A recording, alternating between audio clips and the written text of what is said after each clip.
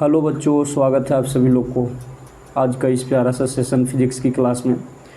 बच्चों, मैं शुरुआत में ही आपको बता देना चाहता हूं कि जो हम लोग को आज का ये लेक्चर है इसमें टोटल क्वेश्चन की संख्या 23 होगी और ये चैप्टर का नाम है प्रकाश का प्रवर्तन।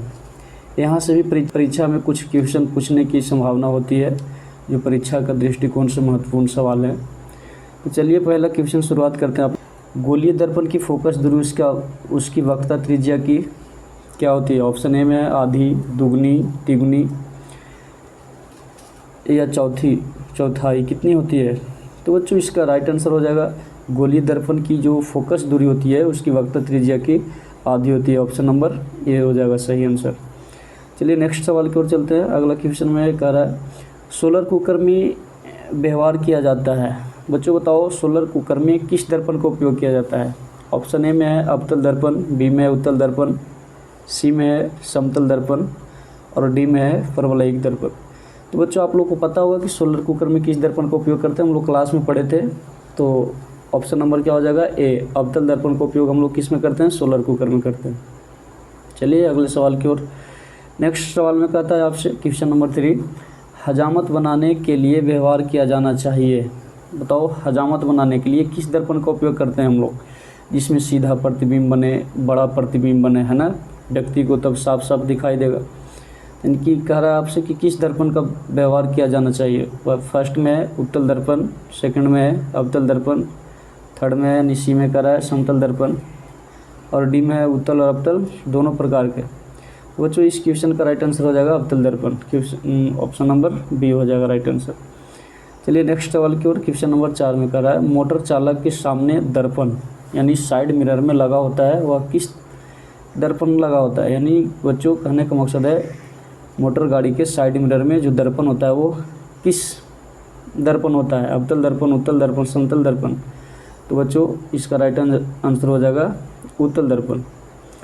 ठीक है, नेक्स्ट सवाल की ओर हम लोग चलते हैं। क्वेश्चन नंबर 5 कह रहा है सर्च लाइट का प्रवर्तक सतह होता है। जो सर्च लाइट होती है टॉर्च में जो तुम लोग देखे हो या गाड़ी के अग्रदीप में जो लाइट लगा रहती है उसमें किस दर्पण का शीशा लगा होता है? तो बच्चों उसमें अवतल दर्पण लगा होता है। ऑप्शन नंबर बी हो जाएगा राइट आंसर। नेक्स्ट सवाल की ओर हम लोग चलते हैं। क्वेश्चन नंबर 6 में कह रहा है अवतल दर्पण में प्रतिबिंब बड़ा और आभासी बनाने के लिए वस्तु को निम्नलिखित में से कौन से स्थान पर रखा जाता है? बच्चों अवतल दर्पण में प्रतिबिंब सीधा और बड़ा बनता है तो बात सही है, लेकिन इसके लिए वस्तु को कहाँ पे रखा जाता है आप लोग को पता होगा, हम लोग क्लास में इस बात को चर्चा किए हैं। ऑप्शन ए में फोकस पर, ऑप्शन बी में फोकस के अंदर, ऑप्शन सी में फोकस और वक्रता केंद्र के बीच और ऑप्शन डी में है वक्रता केंद्र पर। तो बच्चों आपको पता होना चाहिए कि अवतल दर्पण में अगर किसी वस्तु को सीधा और बड़ा प्रतिबिंब प्राप्त करना है तो उसको फोकस के अंदर रखना चाहिए। फोकस के अंदर कहने का मतलब फोकस और ध्रुव के बीच रखना चाहिए, इसलिए ऑप्शन नंबर क्या हो जाएगा? बी इसका राइट आंसर हो जाएगा। नेक्स्ट सवाल की ओर चलते हैं हम लोग। क्वेश्चन नंबर 7 में कह रहा है दाढ़ी बनाने के लिए उपयुक्त गोलीय दर्पण में सीधा प्रतिबिंब प्राप्त करने के लिए चेहरा को रखना चाहिए। अभी ये जो क्वेश्चन नंबर 6 देखे थे वही क्वेश्चन ये भी है, लेकिन क्वेश्चन को पैटर्न केवल घुमाया यहाँ पे। कह रहा है दाढ़ी बनाने के लिए उपयुक्त गोलीय दर्पण में सीधा प्रतिबिंब प्राप्त करने के लिए, यानी किसी वस्तु को यानी उसमें साफ साफ दिखाई देने के लिए, मान लो कोई व्यक्ति है वो अपना दाढ़ी बनाना चाहता है, उसके लिए उसको कहाँ पे दर्पण में रखना चाहिए जो सीधा प्रतिबिंब बने, है ना, और उससे बड़ा प्रतिबिंब बने ताकि वो उनको साफ साफ दिखाई दे सके। तो बच्चों इसके लिए हो जाएगा दर्पण के मुख, फोकस और ध्रुव के बीच। ऑप्शन नंबर डी हो जाएगा राइट आंसर। नेक्स्ट सवाल को हम लोग चलते हैं। क्वेश्चन नंबर 8 कह रहा है जिन वस्तुओं में स्वयं प्रकाश उत्सर्जित होता है उन्हें क्या कहते हैं? तो बच्चों इससे हम लोग आत्मदीप्त कहते हैं। ऑप्शन नंबर सी हो जाएगा राइट आंसर। नेक्स्ट क्वेश्चन है क्वेश्चन नंबर 9 में कहता है प्रकाश की किरण गमन करती है। बताओ बच्चों प्रकाश की किरण किस दिशा में गमन करती है? सीधी रेखा में, टेढ़ी मेढ़ी, किसी भी दिशा में, उपरोक्त में से सभी। कुछ आप लोग को पता होगा कि प्रकाश की किरण सीधी रेखा में गमन करती है ना, option number A. Question number 10 ये रहा समतल दर्पण में, इसका ऑप्शन दिया और ऑप्शन के अनुसार आपको इसका आंसर देना है। कह रहा है समतल दर्पण में ऑप्शन नंबर ए आपतन कोण प्रवर्तन कोण के बराबर नहीं होते हैं, बच्चों समतल दर्पण में आपतन कोण परिवर्तन कोण के बराबर नहीं होता है, ये कह रहा है। ऑप्शन नंबर बी में कह रहा है आपतन कोण परिवर्तन कोण के बराबर होता है। ऑप्शन सी में है आपतन कोण परिवर्तन कोण से बड़ा होता है, और ऑप्शन डी में है आपतन कोण परिवर्तन कोण से छोटा होता है। तो बच्चों आप पढ़ें समतल दर्पण में आपतन कोण परिवर्तन कोण के क्या होता है, बराबर होता है। ऑप्शन नंबर बी हो जाएगा राइट आंसर। नेक्स्ट सवाल की ओर हम लोग चलते हैं। क्वेश्चन नंबर 11 कह रहा है प्रकाश तरंग उदाहरण है। प्रकाश किस तरंग का उदाहरण है? बच्चों प्रकाश जो होता है वो विद्युत चुंबकीय तरंग का उदाहरण होता है।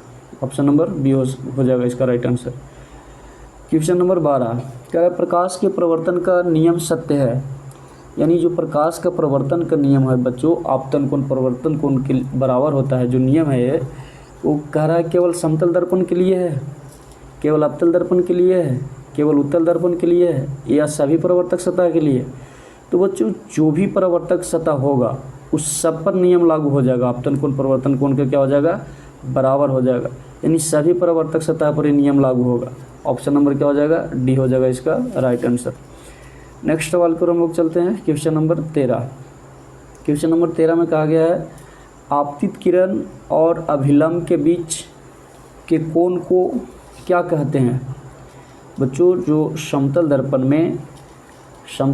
में जो आपतित किरण होता है और अभिलंब के बीच के जो कोण बनता है उसे क्या कहते हैं हम लोग?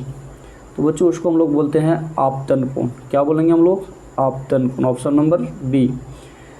नेक्स्ट सवाल को चलते हैं हम लोग। क्वेश्चन नंबर 14 कहता है प्रवर्तन के नियम से बताओ, प्रवर्तन के नियम से ऑप्शन नंबर ए में कहता है आपतन कोण प्रवर्तन कोण बराबर प्रवर्तन कोण बराबर आपतन कोण, फिर है आपतन कोण बराबर विचलन कोण, प्रवर्तन कोण बराबर क्रांति कोण। तो बच्चों प्रवर्तन के नियम में आपतन कोण बराबर होता है प्रवर्तन कोण का। ऑप्शन नंबर ये हो जाएगा राइट आंसर। नेक्स्ट सवाल को हम लोग चलते हैं। क्वेश्चन नंबर 15 में कहता है निर्वात में प्रकाश की चाल होती है। बच्चों बताओ निर्वात में प्रकाश की चाल कितनी होती है? 3 × 10⁸ मीटर प्रति सेकंड। ये आप लोग को याद होगा, ऑप्शन नंबर ए हो जाएगा। नेक्स्ट सवाल की ओर चलते हैं। क्वेश्चन नंबर 16 कहता है समतल दर्पण द्वारा प्रतिबिंब हमेशा। बच्चों समतल दर्पण द्वारा जो है ना प्रतिबिंब हमेशा सीधा बनता है, लेकिन वस्तु के समान आकार का बनता है। इस बात को ध्यान रखिएगा। जो प्रतिबिंब सीधा होगा वह क्या होगा, काल्पनिक होगा। इसलिए कह रहा है समतल दर्पण द्वारा प्रतिबिंब हमेशा काल्पनिक होता है। क्या होता है, काल्पनिक होता है। Option number B right answer. Question number 17 कह रहा है काल्पनिक प्रतिबिंब हमेशा। तो बच्चों काल्पनिक प्रतिबिंब हमेशा क्या होता है, सीधा होता है। ऑप्शन नंबर ए हो जाएगा राइट आंसर। नेक्स्ट सवाल की ओर चलते हैं हम लोग। क्वेश्चन नंबर 18 कह रहा है किसी वस्तु का आवर्धित काल्पनिक प्रतिबिंब बनता है। आवर्धित का मतलब पता है बड़ा प्रतिबिंब, और कह रहा है काल्पनिक मतलब बड़ा हो और काल्पनिक हो, और काल्पनिक हो तो वो सीधा है ना। किस दर्पण द्वारा बनता है? बच्चों उत्तल दर्पण द्वारा हमेशा काल्पनिक प्रतिबिंब बनता है, लेकिन छोटा बनता है। समतल दर्पण द्वारा भी काल्पनिक प्रतिबिंब बनता है, लेकिन वस्तु के समान आकार का होता है। तो बच्चों केवल अवतल दर्पण ही एक ऐसा दर्पण है जो किसी वस्तु का काल्पनिक और आवर्धित प्रतिबिंब बनाता है, यानी बड़ा प्रतिबिंब बनाता है। ऑप्शन नंबर ए हो जाएगा इसका राइट आंसर। चलते हैं नेक्स्ट सवाल को हम लोग। Question number 19। क्वेश्चन नंबर 19 में थोड़ा न्यूमेरिकल टाइप का क्वेश्चन दे दिया गया है, यहाँ पे थोड़ा समझने का प्रयास कीजिएगा। कह रहा है 5.0 सेमी ऊंचा बीम अवतल दर्पण के सामने मुख्य अक्ष पर लंबवत रखा गया। मतलब 5 cm का कोई ऊंचा एक वस्तु है जो अवतल दर्पण के मुख्य अक्ष पर रखा गया है। फिर कह रहा है दर्पण से बीम की दूरी, यानी दर्पण से बीम की दूरी दर्पण के वक्रता त्रिज्या के बराबर है। तो कह रहा है बने वास्तविक प्रतिबिंब की ऊंचाई क्या होगा। तो बच्चों एक तरह से मान लो कि कह रहा है यहाँ पे कि दर्पण से बीम की दूरी दर्पण के वक्रता त्रिज्या के बराबर है, मतलब सी पर रखा हुआ है कोई वस्तु 5 cm का, ठीक है। और कह रहा है बने वास्तविक प्रतिबिंब की ऊंचाई होगी, तो 5 cm का वस्तु रखा हुआ है सी पर, तो सी पर प्रतिबिंब बनता है, हम लोग पढ़े हैं। और 5 cm ऊंचा है तो 5 cm ऊंचा बनेगा, बराबर बनेगा प्रतिबिंब। इसलिए इस क्वेश्चन का राइट आंसर क्या हो जाएगा, ऑप्शन नंबर ए हो जाएगा 5.0 cm। तो न्यूमेरिकल बेस का क्वेश्चन है, ध्यान दीजिएगा, समझने का प्रयास कीजिएगा। अगला सवाल है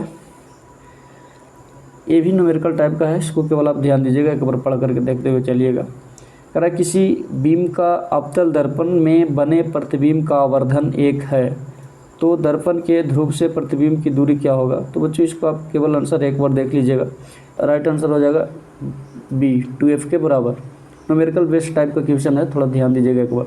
अगला क्वेश्चन नंबर 21 में कह रहा है एक अवतल दर्पण के सामने उससे 20 cm की दूरी पर कोई बीम रखा गया है, वास्तविक प्रतिबिंब दर्पण से 30 cm पर बनता है, तब प्रतिबिंब का आवर्धन क्या होगा। तो इसको ध्यान दीजिएगा, बस एक बार खाली पढ़ लीजिएगा, अगर माइंड में सेट होता है तो ठीक है, नहीं तो ये सब न्यूमेरिकल बेस का क्वेश्चन है, ठीक है।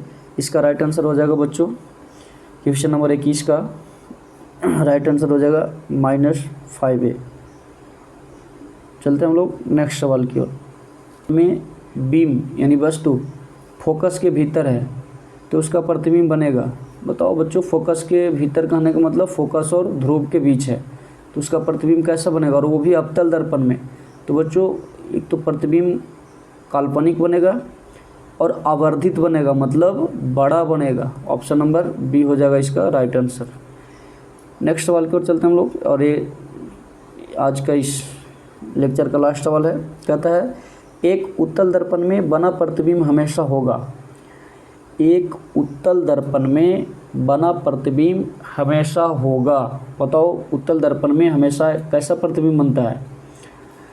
तो बच्चों उत्तल दर्पण में हमेशा काल्पनिक और हासरित यानी छोटा प्रतिबिंब बनता है। ऑप्शन नंबर बी हो जाएगा राइट आंसर। तो बच्चों रहा एक आज का लास्ट सवाल। चलते